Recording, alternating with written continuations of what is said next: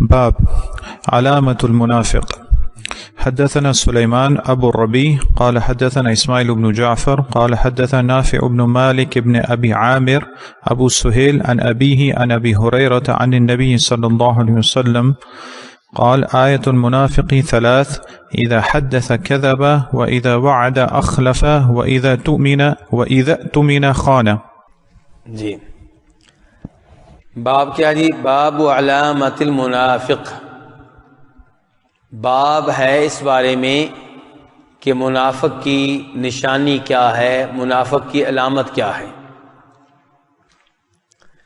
تو یہاں پہلے تو ہم نے یہ جاننا ہے کہ منافق کس کو کہتے ہیں. منافق وہ ہے جس کا ظاہر اس کے باطن کے خلاف ہو. منافق کون ہے؟ جس کا ظاہر اس کے باطن کے خلاف ہو. اب ظاہر باطن کے خلاف اگر ایمان کے معاملے میں ہے تو ایسا آدمی جو ہے اس کا نفاق کفر والا نفاق ہے، اس کی منافقت کفر والی منافقت ہے. یعنی آپ کا ظاہر آپ کے باطن کے مخالف ہے. کس چیز میں؟ ایمان کے معاملے میں. ظاہر آپ یہ کر رہے ہیں کہ میں مومن ہوں، اور حقیقت میں باطن میں آپ اندر سے کیا ہے؟ کافر ہیں. اندر سے آپ کیا ہے؟ کافر ہیں. تو پھر یہ منافقت کون سی ہوئی؟ کفر والی منافقت. یہ کون سی ہوئی؟ بولیے ذرا. یہ کفر والی منافقت ہوئی کہ بظاہر ظاہر آپ یہ کر رہے ہیں کہ میں مومن ہوں، جبکہ اندر سے آپ کیا ہیں؟ کافر ہیں. یعنی کہ آپ نے کلمہ پڑھا ہے کس لیے؟ تاکہ مسلمانوں کی تلوار سے بچ جائیں، تاکہ مسلمان آپ کو قتل نہ کریں، تاکہ مسلمانوں کے بیچ آپ عزت سے رہ سکیں. اور اندر سے آپ اپنے آپ کو خود ہی مسلمان نہیں سمجھتے، تو ایسا آدمی اس میں نفاق پایا جا رہا ہے، کفر والا نفاق. اور اس بارے میں قرآن پاک میں کئی آیتیں بھی ہیں. ایک آیت وہ ہے جس میں اللہ تعالیٰ فرماتے ہیں وَإِذَا جَاءُوكُمْ قَالُوا آمَنَّا. سورہ مائدہ کی آیت ہے کہ جب یہ لوگ آپ کے پاس آتے ہیں تو قالوا کہتے ہیں آمنا، کہ ہم ایمان لے آئے، ہم مومن ہو گئے.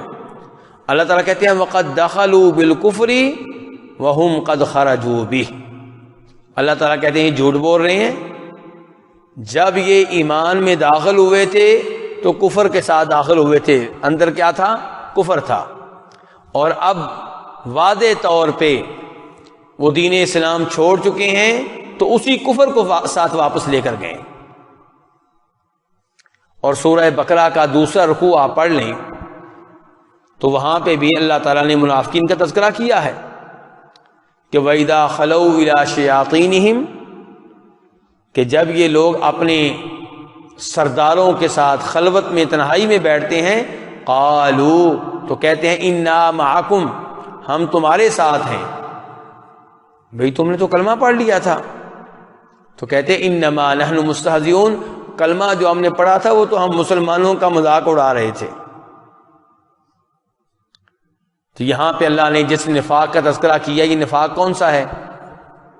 بولیے ذرا. کفر والا نفاق ہے. کون سا نفاق ہے؟ کفر والا. یعنی کہ ایمان کے معاملے میں ظاہر کا باطن کے مخالف ہونا، یہ کون سا نفاق ہوا؟ کفر والا نفاق. اور اگر آپ کا ظاہر آپ کے باطن کے مخالف ہے، ایمان کے معاملے میں نہیں، عمل کے معاملے میں عملی کمزوری ہے، تو پھر اس کو نفاق العمل کہتے ہیں کہ عملی نفاق.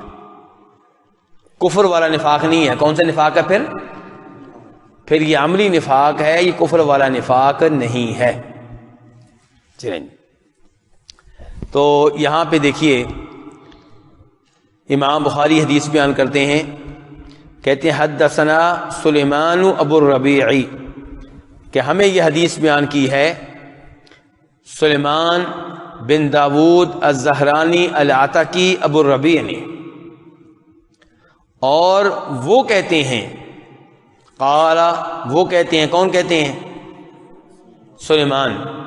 حدثنا اسماعیل بن جعفر، کہ ہمیں یہ حدیث بیان کی تھی اسماعیل بن جعفر بن ابی کثیر الانصاری نے. اور وہ کہتے ہیں کہ حدثنا نافع بن مالک ابن ابی عامر ابو سہیل، کہ ہمیں حدیث بیان کی تھی نافع بن مالک بن ابو عامر نے۔ یہ نافع جو ہیں ان کی کنیت کیا ہے؟ نافع کی کنیت، نافع کی کنیت کون بتائے گا؟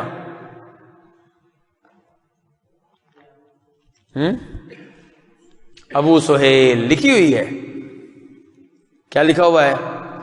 ابو سہیل۔ دیکھیں یہ ابو سہیل واؤ کے ساتھ ہے کہ یا کے ساتھ؟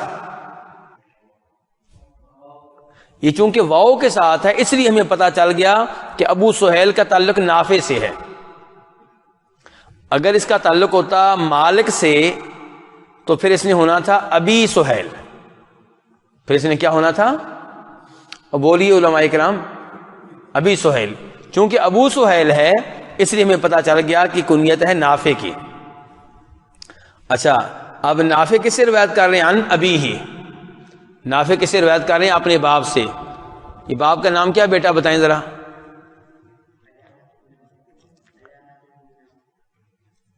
نہیں، آپ کی توجہ یہاں پہ نہیں تھی، دیکھا؟ ہاں جی، کیا نام ہے جی؟ مالک، مالک بن ابو عامر۔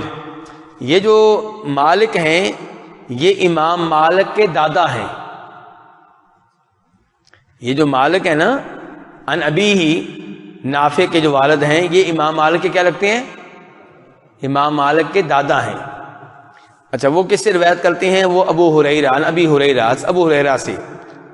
اور وہ کس سے روایت کر رہے ہیں؟ نبی علیہ الصلوۃ والسلام سے، کہ آپ نے فرمایا آیۃ المنافق ثلاث، منافق کی نشانیاں کتنی ہیں جی؟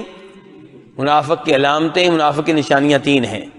یہ میرے بھائی ہم نے توجہ سے پڑھنی ہے، یہ نشانیاں دھیان سے پڑھنی ہیں، اور یہ سوچ کر پڑھنی ہے کہ کہیں یہ نشانیاں میرے میں یا آپ میں موجود تو نہیں ہیں، کہیں ایسا تو نہیں کہ ان نشانیوں کو ہم معمولی سمجھتے ہوں جن کو اللہ کے رسول علیہ الصلوۃ والسلام منافقت کے ساتھ جوڑ رہے ہیں اور ہم اس کو گناہ ہی نہ سمجھتے ہوں۔ تو آپ فرما رہے ہیں آیت المنافق ثلاث، منافق کی نشانیاں 3 ہیں۔ اذا حدث کذب، منافق جب گفتگو کرے گا تو کیا کرے گا؟ جھوٹ بولے گا۔ کیوں جی؟ ہم تو نہیں جھوٹ بولتے نا، کیوں جی؟ یا کم از کم جھوٹ کو گناہ تو سمجھتے ہیں کہ عجیب معاملہ ہے مسلمانوں کا، جھوٹ بولیں گے صاف صاف اور آخر میں کہیں گے میں مذاق کر رہا تھا۔ جھوٹ بولنے کو مذاق کون کہتا ہے بھائی؟ مزاح وہ ہے جو نبی علیہ السلام کیا کرتے تھے، سچ بولتے تھے، مزاح میں بھی آپ سچ بولتے تھے۔ آپ نے مزاح کرتے ہوئے بھی کبھی جھوٹ، مثال کے طور پہ آپ نے بڑھیا سے کیا کہا تھا کہ کوئی بڑھیا جنت میں نہیں جائے گی، بڑھیا نے رونا شروع کر دیا، تو پھر آپ نے حوصلہ دیتے ہوئے کیا فرمایا تھا کہ بڑھیا بھی جب جنت میں جائے گی تو بڑھیا ہو کر نہیں جائے گی، کیسے جائے گی؟ جوان ہو کر جائے گی۔ اب آپ نے جھوٹ نہیں بولا، اور کسی سے آپ کہہ رہے ہیں وہ 2 کانوں والے، مذاق آ رہے ہیں، تو کیا کسی 2 کان ہوتے ہیں کہ نہیں ہوتے؟ 2 کان ہی ہوتے ہیں۔ تو کہنے کا مطلب یہ ہے مزاح، کہ مزاح میں بھی آپ سچ کہیں۔ جھوٹ بول کے کہنا میں مزاق کر رہا تھا تو یہ اس سے جھوٹ سچ نہیں ہو جائے گا، جھوٹ جھوٹ ہی ہے۔ تو 3 نشانیاں۔ پہلی نشانی کیا؟ اذا حدث کذب، کہ منافق جب گفتگو کرے گا تو جھوٹ بولے گا، جھوٹ کہے گا۔ وَإِذَا وَعَدَ أَخْلَفَ، اور جب وعدہ کرے گا تو کیا کرے گا؟ وعدہ کی خلاف ورزی کرے گا۔ وعدہ کر لیا، وعدے کی خلاف ورزی، یہ وہ ہے جو وعدہ کرتے ہوئے اس کی نیت خراب ہوتی ہے۔ اس سے مراد کون ہے؟ جس کی وعدہ کرتے ہوئے نیت کیا ہوتی ہے؟ خراب ہوتی ہے۔ وعدہ ایسے کرتا ہے ٹرخانے کے لیے، ٹرخانے کے لیے وعدہ کر لیا، جان چھڑانے کے لیے آپ سے، اور اس کا پکا عزم ہوتا ہے کہ میں نے یہ کام کرنا نہیں ہے، یا وعدہ کر لیا لیکن وعدے کو پورا کرنے کی کوشش بھی نہیں کرتا۔ لیکن ایک آدمی سچے دل سے وعدہ کرتا ہے اور وعدے پہ پورا اترنے کی مکمل کوشش بھی کرتا ہے، لیکن بطور بشر، بطور انسان وعدہ پورا نہیں کر پاتا، تو انشاءاللہ وہ اس وعید میں شامل نہیں ہے، وہ اس حدیث کا حصہ نہیں ہوگا۔ تیسرے نمبر پہ فرمایا وَإِذَا اؤْتُمِنَ خان، تیسری نشانی منافق کی یہ ہے کہ جب اسے امین بنایا جائے، کوئی امانت دی جائے تو اس میں کیا کرے؟ خیانت کرے۔ امانت دی جائے کون سی چیز؟ سونا کہ چاندی؟ کوئی بھی چیز ہو سکتا ہے، وہ کیا ہو؟ کوئی بات ہو، کوئی مشورہ ہو، آپ سے مشورہ لیا تھا اور کہا تھا آگے کسی کو بتانا نہیں ہے، اور آپ نے بتا دیا، تو یہ کیا ہوا؟ امانت میں کیا ہوا؟ خیانت ہوئی۔ آپ کو کوئی عہدہ دیا گیا، کوئی منصب دیا گیا، اور آپ عہدے کا استعمال غلط کر رہے ہیں، تو یہ بھی خیانت ہے۔ تو اس لیے یہ منافقوں والی نشانیاں ہیں، ان سے اپنے آپ کو بچا کر رکھنا ہے۔ اللہ تعالیٰ فرماتے ہیں ان اللہ یأمرکم ان تؤدوا الامانات الی اہلھا، اللہ تمہیں حکم دیتا ہے کہ ہر امانت اس کے حوالے کر دو جو اس امانت کا مالک ہے، جو اس امانت کا حقدار ہے۔ تو جو چیز جس کی ہے اسے دے دیا جائے، وہ چیز اس کے حوالے کر دی جائے، اسے دے دیا جائے، تو یہ امانت کا تقاضا ہے۔ اور جو ایسا نہیں کرتا تو پھر وہ خیانت کا ارتکاب کرے گا، اور خیانت کرنا، وعدے کی خلاف ورزی کرنا، گفتگو میں جھوٹ بولنا، یہ سب منافق کی نشانیاں ہیں۔ اچھا، امام بخاری یہاں پہ ہمیں کیا پیغام دینا چاہتے ہیں؟ امام بخاری یہ پیغام دینا چاہتے ہیں کہ نفاق کے بھی کئی درجے ہوتے ہیں، منافقت کے بھی کیا ہوتے ہیں جی؟ درجے ہوتے ہیں۔ ایک وہ منافقت ہے جو آپ کو ایمان سے خارج کر دے گی، کفر والی منافقت، ایسے ہی ہے۔ اور ایک وہ منافقت ہے جس کی وجہ سے آپ ایمان سے خارج نہیں ہوں گے، اگرچہ عملی لحاظ سے آپ منافق ہوں گے، عقیدے کے لحاظ سے نہیں، لیکن اعمال آپ کے منافقوں والے ہوں گے۔ تو اس سے پتہ چلا کہ نفاق کے، منافقت کے کئی کیا ہیں؟ درجے ہیں۔ تو جیسے منافقت کے کئی درجے ہیں، مراتب ہیں، ایسے ہی ایمان کے بھی کئی درجے ہیں۔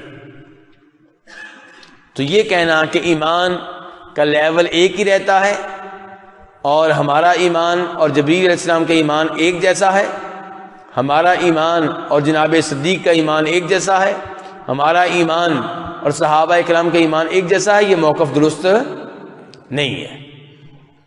تو ایمان بڑھتا بھی ہے، ایمان کم بھی ہوتا ہے۔ اور یہ بھی پتہ چلا کہ یہ گناہ ایمان پہ اثر ڈالتے ہیں کہ نہیں ڈالتے؟